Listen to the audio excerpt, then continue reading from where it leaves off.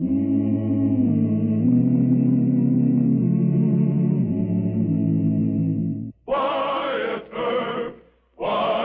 Earp, brave, courageous, and bold. Long live his fame, and long live his glory, and long may his story be told.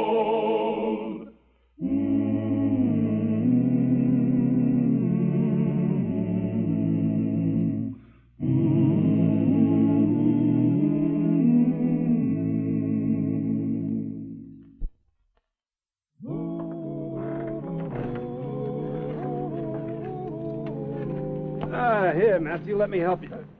Oh, thanks, Marshal. How you feeling this morning? Oh, can't complain. Maybe you could, but nobody'd listen. I wish everybody had that attitude. If they did, I wouldn't have to work at all. Good morning to you, Matthew. Morning.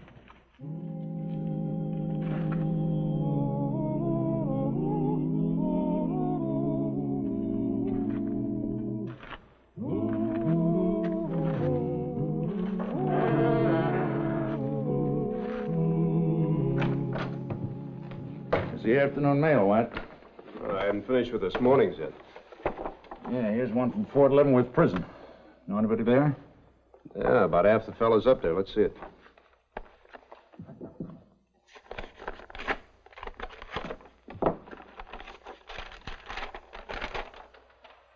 It's from the warden.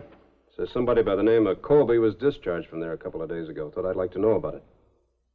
Colby, is that name familiar to you? Fred Cooley? Yeah. Yeah, I know him. Went to school with him and his brother. Wonder why the warden would think I'd be interested in knowing about his discharge. Fred was sent to prison about 4 years ago. He confessed to robbing a stagecoach. I don't think he did it. I think he was shielding his kid brother Larry. Larry? Larry Colby. Now, that name's a little more familiar. Yeah, he was killed about 4 months before you arrived here. We never found out who did it. Fred will find out. Yeah, I'm beginning to understand now. Yeah, that's why the warden thought you might be interested. Fred will be coming back here. He'll come back to find out who killed his brother. Well, tell me all you remember about the killing of his brother Larry. Well, not too much, Wyatt. Larry was always the sort of a kid who was in trouble. He was real handy with a gun. He finally got a half interest in the Alamo Saloon. Even going to marry Jake Antrim's daughter, but... Joan Antrim? Yeah. Nobody ever saw him do a day's work. Always had plenty of money. He was a strange sort of a fella.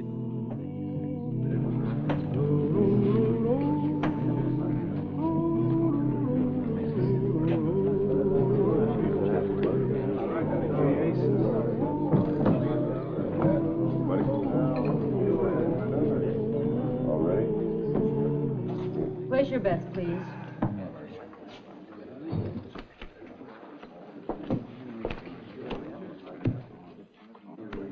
The name of the game, gentlemen.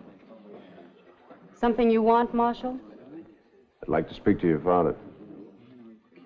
I think you'll find him in his office. Thank you, Miss Antrim. Place your bets, please.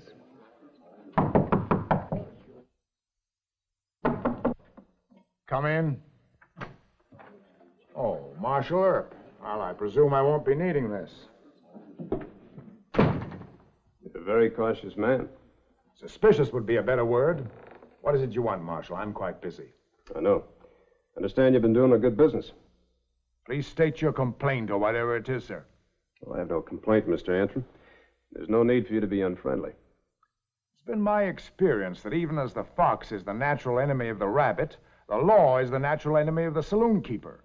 Well, I don't hold with that, sir, but I've never heard it said any better. Mr. Earp, please state your errand. Very well, sir. Does the name Colby mean anything to you? You know very well that it does, so why ask? Larry Colby was killed before I came to Dodge. I'm just trying to find out all I can about him. Why? Because his brother, Fred Colby, was released from prison, Fort Leavenworth. I see. I'd almost forgotten about the brother. I guess I always knew he would be back one day. Well, why didn't you leave then? You could have done just as well someplace else. Dodge is my home, sir. I was here long before the railroad was. And I have no reason to fear Fred Colby or anyone else. But you do, don't you? Yes. Do you know who killed his brother, Larry? No. From what I've heard, nobody regrets his death much. Least of all me. He forced me into a partnership with him practically at gunpoint. Well, I've also heard that he might have been your son-in-law if he had lived. At least I was spared that. Well, from Fred Colby's viewpoint, it would seem you had a good deal to gain by his brother's death. I realize that. But what are you going to do about it? Question is, what are you going to do? Prevent another murder if possible. I want to find the man who killed his brother before Fred Colby does. You shouldn't allow him to set foot in this town. Well, you're wrong there, Mr. Antrim. He's entitled to be here as long as he behaves himself. If I knew who killed Larry Colby, I wouldn't tell you. Now, why don't you just leave, Mr. Earp, and let me handle my own affairs? Well, just don't do it by shooting, or you'll be seeing me again. Good evening, Marshal. Good evening, Mr. Antrim. And thank you for your cooperation.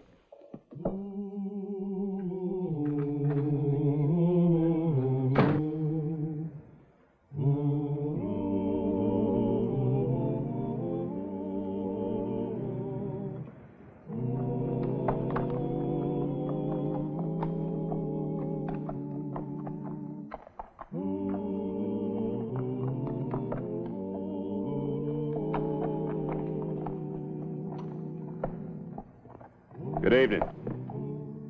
Your name Fred Colby? That's right.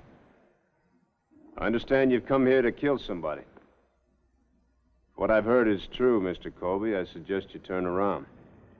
You through talking, Marshal? No. Wearing guns in the street isn't allowed here. I know that. I'm planning to check it the first place I come to.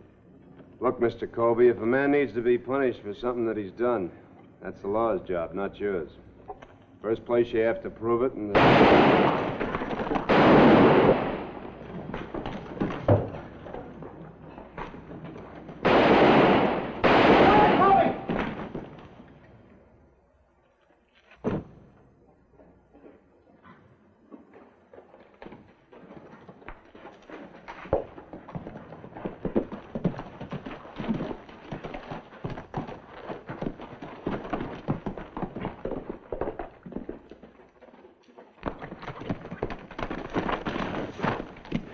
Well, whoever it was got away.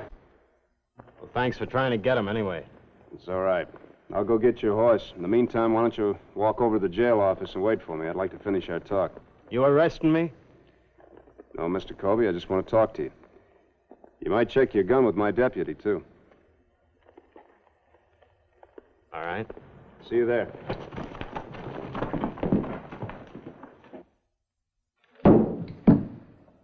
Well, do you have any idea who it was? Seems clear to me. The man who killed my brother is trying to kill me. It's mighty short range to miss with a rifle, if it was a miss. Seems to me like whoever it was just trying to scare you. I doubt it. Good evening, Marshal. Mr. Colby, before you go, I'd like to tell you once more. Don't try and take the law in your own hands.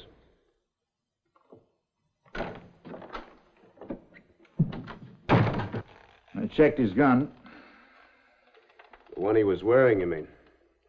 Well, there are a lot of ways to kill. The man really wants to.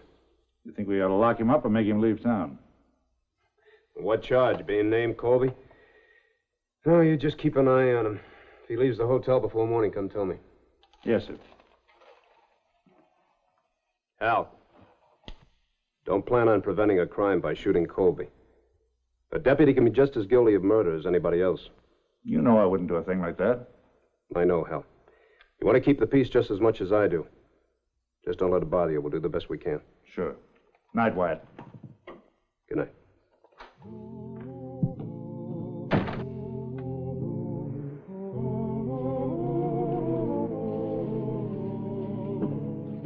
Marshal Earp? Well, good morning, Miss Antrim. Good morning. I'd like to talk to you, if I may. Of course.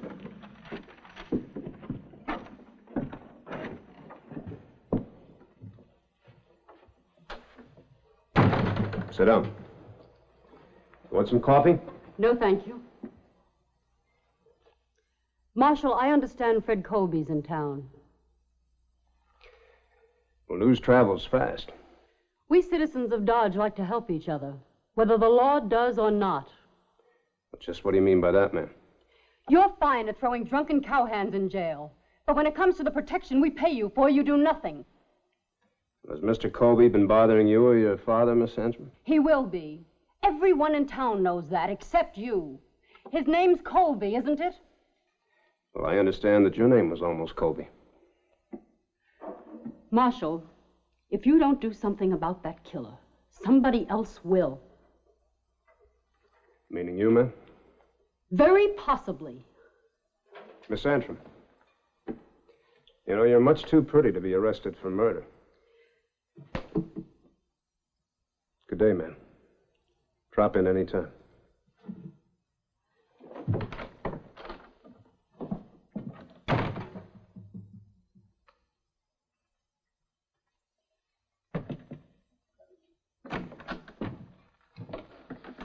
Colby just left the cafe down the street. He's headed for the Alamo Saloon.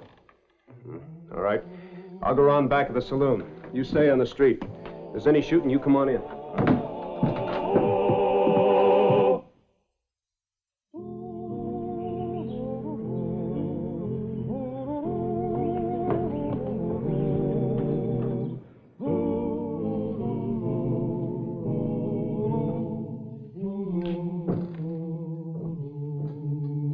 I've been expecting you. I imagine you have. Well? You know why I'm here, Antrim. To kill me, I suppose. You killed my brother. I didn't, but he deserved killing. He was your partner. Sent me a copy of your agreement with him. Do you have it with you? Yeah? I'll buy it back from you. All right. Does $3,000 sound like a fair price to you? That's, more money than I ever had. You're entitled to your brother's holdings.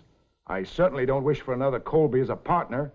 And since you can't buy me out, I'll buy you out. You mean buy me off, don't you? Do you want the money or don't you? I'll decide later. In the meantime, I'll do what I came here to do. Find out who killed my brother. You're the man I'm looking for. All the money in the world won't save you. Miss Antrim, you're under arrest for attempted murder. Father!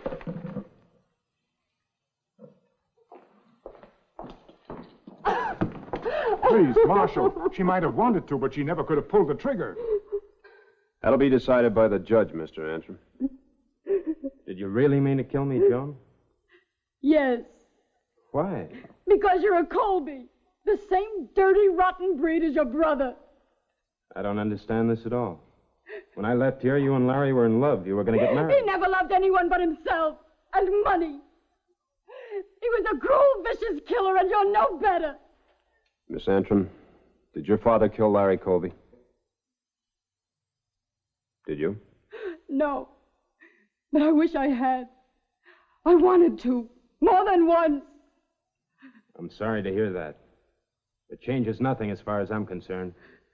I'll find my man no matter how long it takes. Turns out to be your father.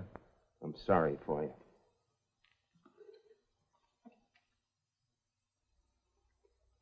Did you really mean to kill him? I don't know. Would have been quite an accomplishment if you had. It isn't loaded. I'll withdraw the charge of attempted murder. Thank you. Thank you, Marshal.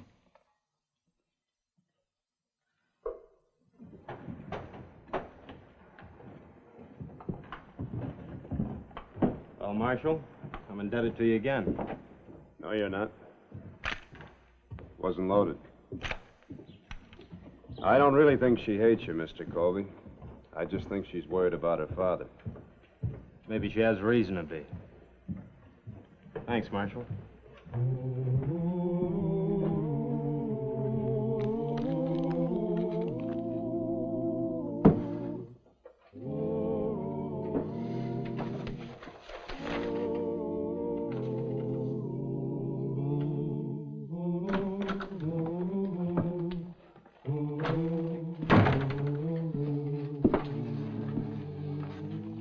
still working on that 1872 file?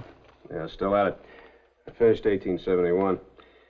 Been trying to find out all I could about Larry Colby in town. Nobody remembers much about him, except they didn't like him. Figured he was mixed up with the law. Well, that's before I got a badge. Now, listen to this. He was drunk and disorderly a half a dozen times in 71. Arrested on suspicion of horse stealing in April 72. Released for lack of evidence. Wounded 2 men in a gunfight in June 72. Self-defense. Killed a man in September 72. Self-defense. Found dead the same month by person or persons unknown. Who was the man he killed in 72? A 19-year-old boy. Colby goaded him into drawing, then killed him. Hmm. Did you see it? No, only 2 people saw it. The sheriff at the time and the boy's father. Is the father still living? Sure, you know him. Matthew, old Matthew at the livery stable. Shock almost killed the old man. Old Matthew, huh? I think I'll go down and have a talk with him. Oh, no, Wyatt, the old man's having trouble enough staying alive. No sense disturbing him too much. I'll try not to.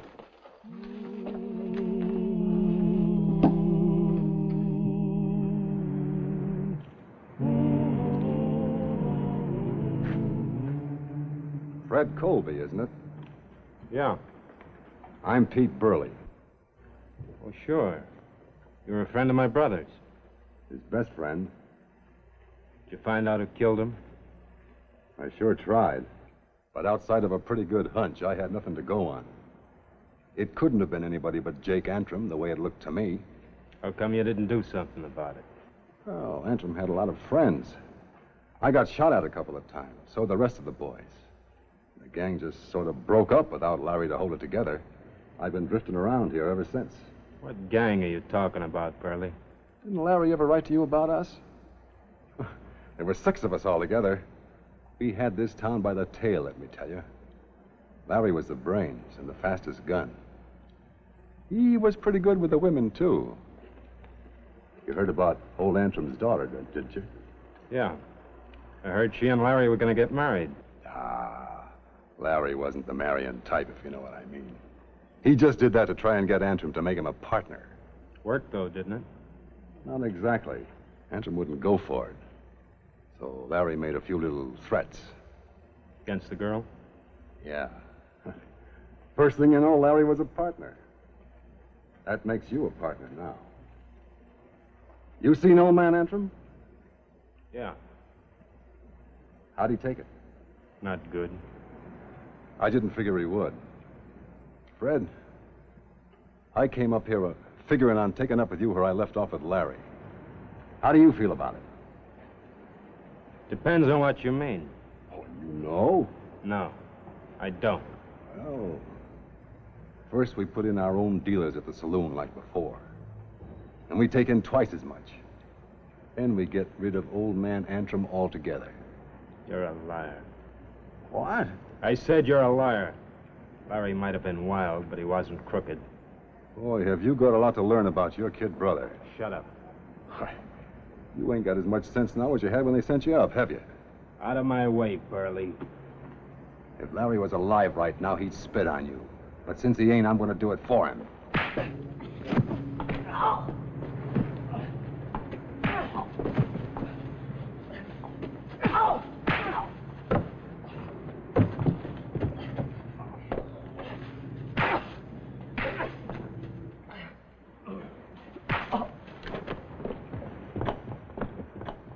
Hold it! We're under arrest, Colby. Get over to the jail, both of you. Come on.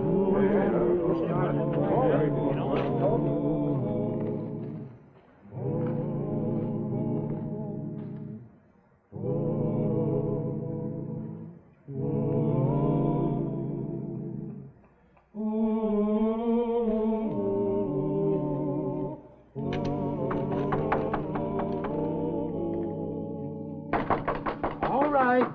Just a minute. Fine time to wake you, man. Oh, Marshal Earp, huh? Come in, come in.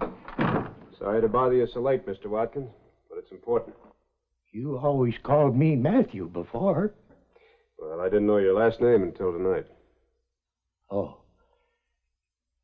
You mind if I rest myself while you're talking? Not at all. I get sort of tired nights. I got some chaw tobacco around here someplace. Now, let me see. How'd you know I had that gun in there? Well, I've never seen you chew tobacco before, and you're a little old to start. Well, you going to use that? I hope not.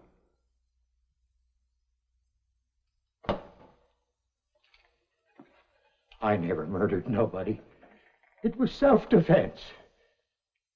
And I wasn't trying to hit that other Colby last night, neither. Just scare him. Why'd you cut down on me just now? I guessed you'd figured it out. Come to take me in. Then I figured I'd never be taken off to hang for killing a snake like Larry Colby. But I guess it don't much matter now, one way or t'other. Anyway, I couldn't shoot you. You always been good to me. Mr. Watkins, I want you to come with me for a little while.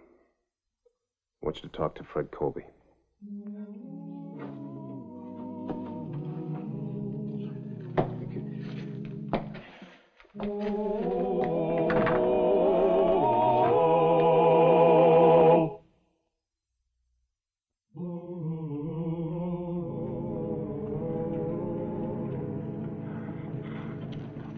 Mr. Colby's horse.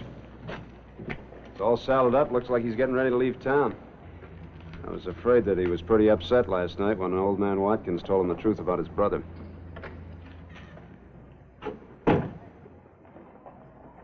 Morning, Mr. Colby. We'd like to talk to you for a moment. Morning. I was going to stop by and apologize to you for everything, including my brother. Then I figured that the sooner I got out of here, the happier everybody would be. Where you heading? I don't know. Someplace a good distance from here. Well, as long as you're not decided, I suggest you stay here in Dodge. I agree, and besides, I believe I owe you some money, Mr. Colby. No, you don't. I found out exactly how Larry got that partnership. That money doesn't belong to me any more than it did to him. I agree with the marshal, too. There's plenty of room in Dodge for you, and it was your home. Yeah, it's changed some. For the better, I think. Then you'll stay? Thanks. I'd like to think about it. Good. First we'll buy you some breakfast, boy, and then we'll talk over a few things. Oh, Marshal, won't you join us? I will a little later. I'll be checking it inside, Marshal. Thank you, Mr. Colby.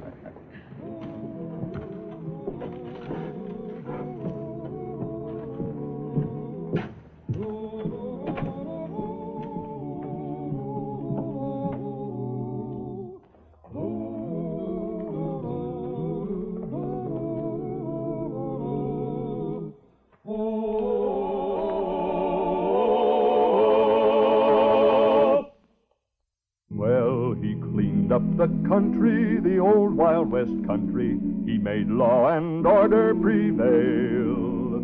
And none can deny it, the legend of Wyatt forever will live on the trail. Oh, Wyatt Earp, brave, courageous, and bold. Long live his fame.